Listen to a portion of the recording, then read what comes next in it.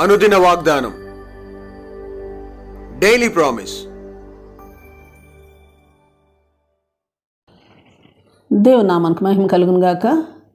మన ప్రభును ప్రియరక్షకుడైన యేసుక్రీస్తు వర్షమునామలో మీకు నా హృదయపూర్వక వందనాలు తెలియజేస్తున్నాను.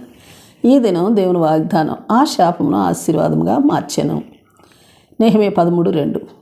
వారిని శపించమని ప్రోత్సాహపరిచిరి, అయినను మన దేవుడు ఆ శాపమును ఆశీర్వాదముగా మార్చెను. Praise lord.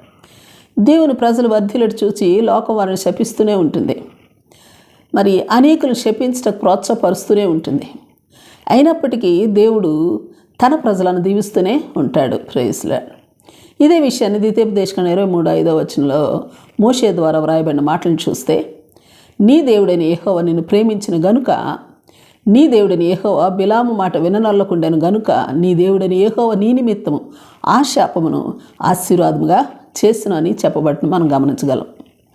రెండవదిగా యెహోషువ 24:9-10 యెహోషువ ద్వారా దేవుడైన యెహోవా సెలవిస్తున్న మాటలను చూస్తే, బాలాకు రాజు ఇశ్రాయేలుతో యుద్ధం చేసి శపించడానికి బిలామును పిలువనంపగా,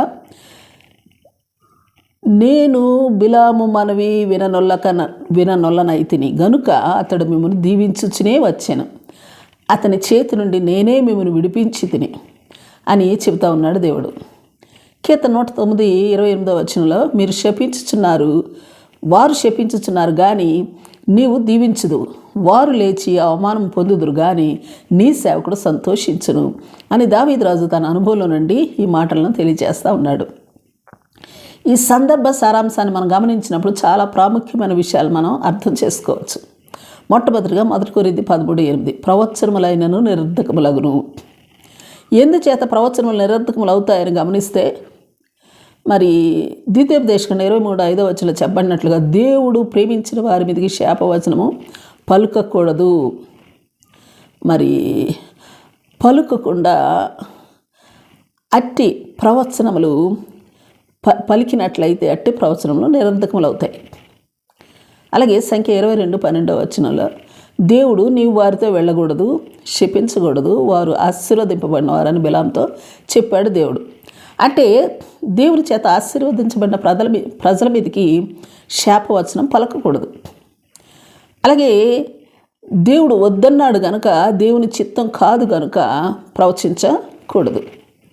అలాగే మరి 2 పేతురు 1:20-21 చూస్తే, ప్రవక్త తన ఊహను బట్టి చెప్పుట వలన ప్రవచనాలు నిరర్ధకమవుతాయి, మనిషిని ఇచ్చను బట్టి చెప్పుట వలన ప్రవచనాలు నిరర్ధకమవుతాయి, పరిశుద్ధాత్మని ప్రేరణ లేకుండా చెప్పుట వలన ప్రవచనాలు నిరర్ధకమవుతాయని ఈ లేఖన భాగం మనకు తెలియజేస్తూ ఉంది. అలాగే 19 అంతకంటే స్థిరమైన ప్రవచన వాక్యం వచ్చినందువలన, అదేమంటే హెబ్రీ 8:13 చూస్తే, క్రొత్త నిబంధనను దేవుడు చేటును బట్టి పాత నిబంధన ముందు క్రొత్త నిబంధన ముందు పాత నిబంధన వాక్కులు పాతగిలి ఉడిగిపోయి అది అదృశ్యమగుటకు క్రొత్త నిబంధన ముందు సిద్ధమైనదని చెప్పవచ్చు. Praise lord. 9-12 చూస్తే, వారు నా నిబంధనలో నిలువలేదు గనుక నేను వారిని అలక్ష్యము చేసి తిని అని ప్రభు చెప్తున్నారు. అయితే తర్వాత ఒక క్రొత్త నిబంధన చేశాడు దేవుడు.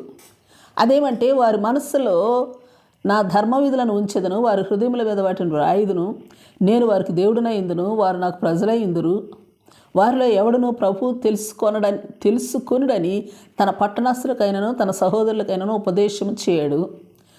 మరి వారిలో చిన్నలు మొదలుకొని పెద్దల వరకు అందరూ నన్ను తెలుసుకొందురు, నేను వారి దోషముల విషయమే దయ కలిగి వారి పాపములను నీకు నెన్నడూ జ్ఞాపకం చేసుకొనని ప్రభు సెలవిస్తూ ఉన్నాడు. అందుకే పాత నిబంధన ఉడిగిపోయినది, క్రొత్త నిబంధన నిత్యము నిలిచినది. Praise lord.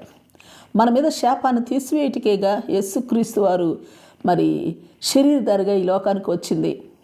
మన శాపాన్ని ఆశీర్వాదంగా చేసిన దేవుని పట్ల హృదయంలో కృతజ్ఞత కలిగిన వారమే స్తుతులు చెల్లించట అభ్యాసం చేసుకుందాముగాక. ఆమేన్. Praise lord. ప్రార్థన చేసుకుందాం. ప్రేమ నమ్మకం కలిగిన మా పరలోకపు తండ్రి, నీ పరిశుద్ధ నామమునకు స్తుతులు, స్తోత్రాలు.